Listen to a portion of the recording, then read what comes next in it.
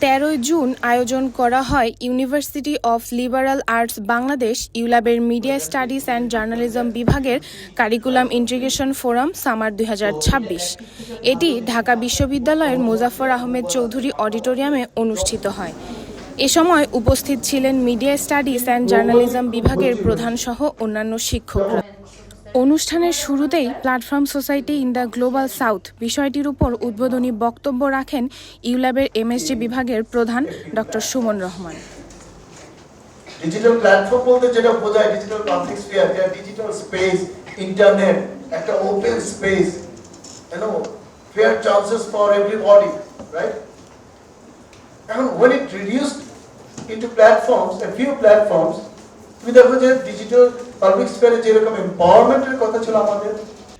পরে বিভাগের শিক্ষকেরা তাদের বক্তব্যে তুলে ধরেন এ সময় কিভাবে বিভিন্ন ডিজিটাল প্ল্যাটফর্ম ব্যবহারকারীদের ব্যক্তিগত তথ্য সংগ্রহ ও সংরক্ষণ করছে এবং এর ফলে গোপনীয়তা ও নিরাপত্তার ক্ষেত্রে সম্ভাব্য ঝুঁকি কিভাবে বৃদ্ধি পাচ্ছে তা নিয়ে আলোচনা করা হয়।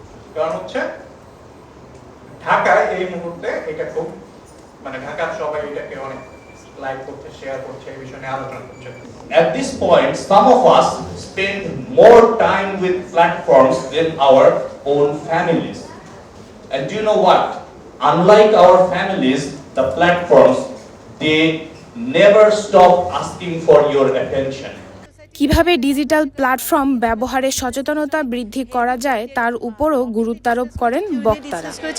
প্ল্যাটফর্ম সোসাইটি হচ্ছে এমন একটা থিওরি যেটা সবাই ইজিলি কানেক্ট করতে পারে, বুঝতে পারে এবং দিনের শেষে এসে একটু হলেও তার মধ্যে অ্যাওয়ারনেসটা বিল্ড আপ করবে। পরবর্তীতে প্রশ্ন উত্তর পর্ব অনুষ্ঠিত হয়। এ সময় শিক্ষার্থীরা বিষয়টি নিয়ে বিভিন্ন প্রশ্ন ও মতামত উপস্থাপন করেন। করবী রায়, ইউল্যাব টিভি, ঢাকা।